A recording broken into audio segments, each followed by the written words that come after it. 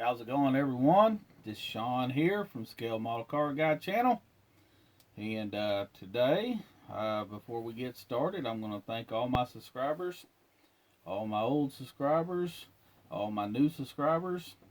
Thank you very much. If it wasn't for y'all, I wouldn't have a channel.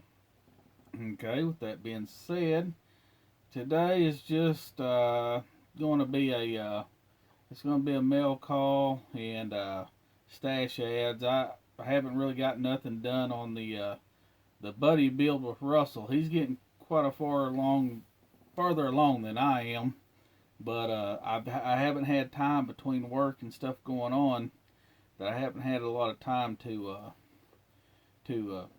really get anything out there, get any work done. But James, I have your molds made for your 6-cylinder engines. And so I'll try this weekend to get those poured up, and I'll get that and that model out to you. Let's see. Really about the only thing I got done on the Lotus, or not the Lotus, but the Cortina GT, the Ford, is I got it in primer. That's about it. I got all the pieces in primer. I washed it real good because, you know, resin and everything, you need to wash them. And then I got it all in primer. So hopefully this weekend I can get that in paint. Because once I get it painted, it really not going to take that long to actually build. I have everything mocked up. I've mocked it all up, got it to where everything's fitting right, and so it really won't take me long. Once I get that body in paint, it ain't going to take me long to get it built. I'll get caught up, Russell. I promise I will. All right. With that being said, my buddy Jay Hart, old Justin, Jay Hart Model Works. I finally got your shop card.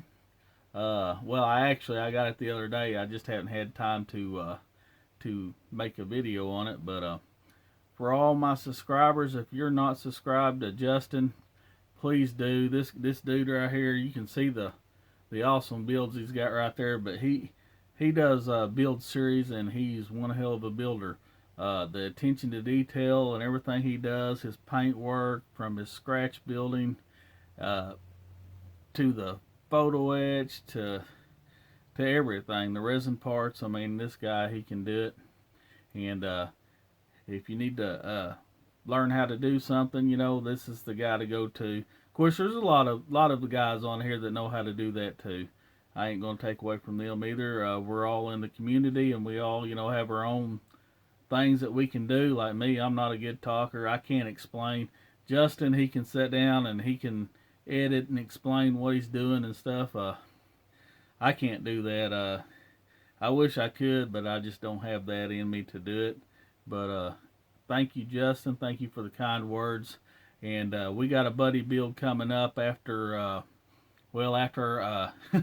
let's see, it'll be sometime probably either late summer or early fall.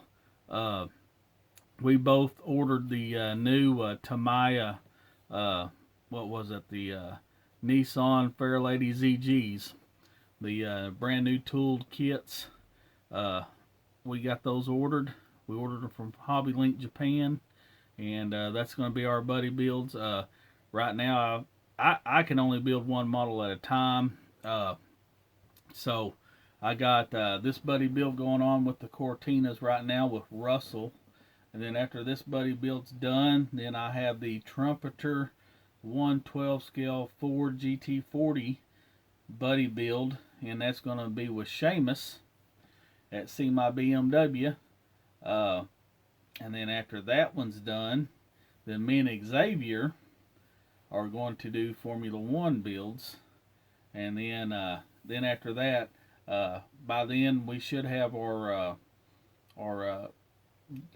I keep wanting to say Datsun 240Zs. It's a Nissan Fairlady ZGs. We should have those in, me and Justin, and then we'll do our buddy build after that.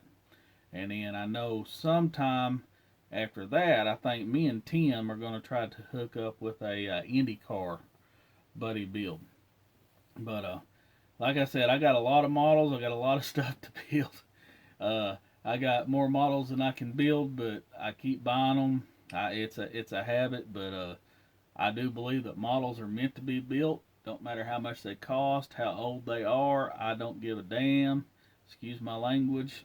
You know, the way I feel about like the vintage models, you know, I love the box art. I love them, and you know, a lot of people say don't build it. You know, if it's old, bull crap. A model is meant to be built. I don't care if they don't make them no more or not, like Johann or whatever. Now, when I do build one, I keep the box. I keep the instructions because you know those things are worth money too, which that really don't bother me. But I like to look at them. But so with that being said, you know, if you build a vintage kit, just keep your box instructions, you know, and stuff. But some of these newer kits, yeah, you know, like a Revell or something like that that don't really have much box art or something, I might throw that box away when I'm done. But as far as my vintage stuff, I try to keep it. But all models are meant to be built. Meant to be built. I'm not a collector, even though it looks like I am, which, you know, I guess I kind of am in a way as far as, but I do plan on, whether it gets done or not, I do plan on building. But that's my take on that, but everybody's got their own opinion, and that's what makes the world go around. And then two, I always tell you guys, and you know, I tell you, please hit your antique shops, flea markets, because, you know, they change vendors all the time. You know, people tell me I go all the time and I don't never find nothing. And you know, and there's times when I go and I don't find nothing either. But it don't matter what town I'm in or whatever. If I'm going to be there for a little while, it don't matter. I'll find me an antique or flea market, and I'll go to it, and it pays off. You know, I've said it a million times. Y'all seen on my show or my channel where I've hauled in, you know, and stuff. It happens. You know, you might go through a dry spell and you not find nothing for a long time, and then, you know, one day you go in there and they switched vendors and they got a few models in there. You just gotta look. And to me, you know, even if I don't find nothing, I love the thrill of looking. I just love going in those places. And so I'm gonna shut up. I just keep rambling on.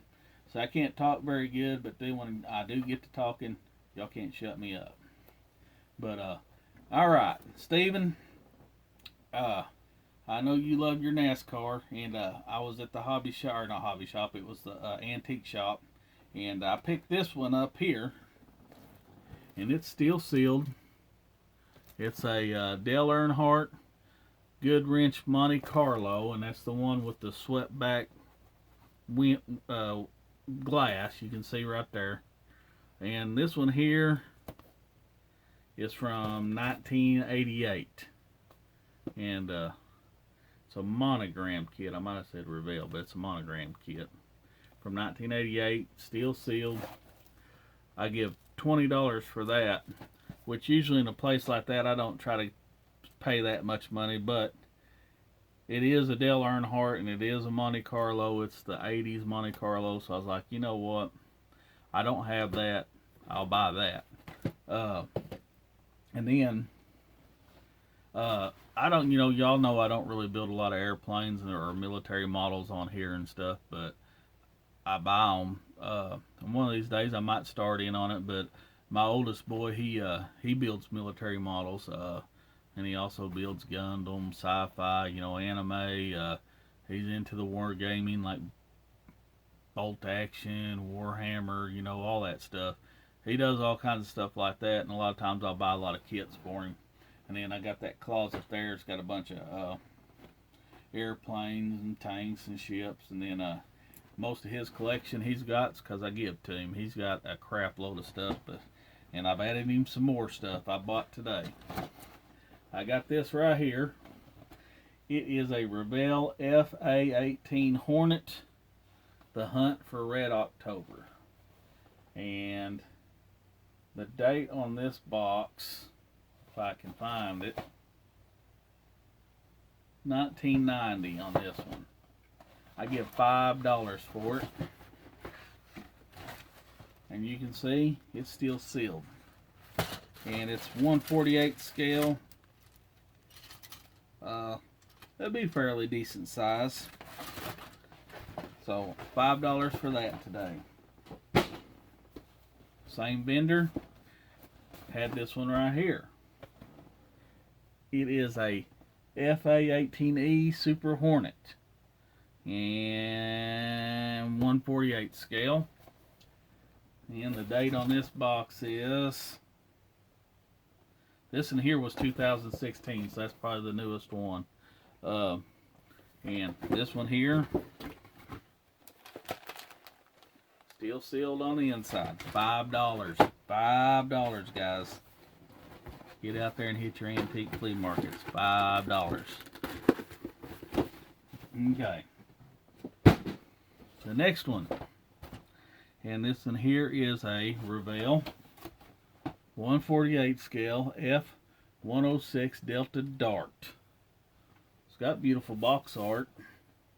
You can see the side of it right there. And this in here from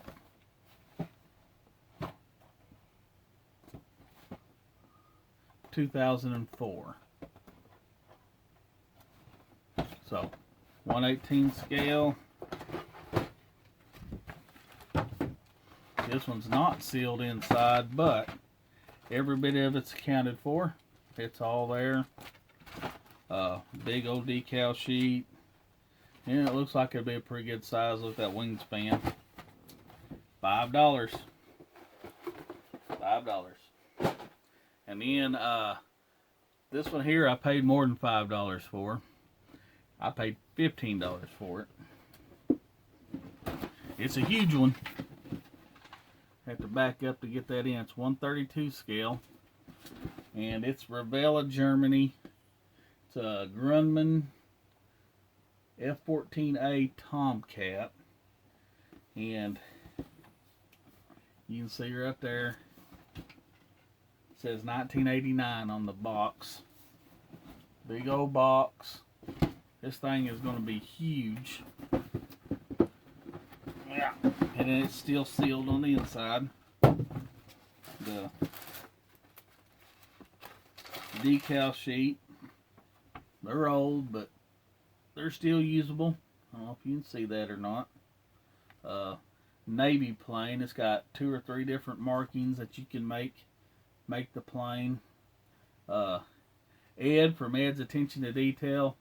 You'll probably know what all these markings mean. These are Navy planes, and I know you probably worked on them.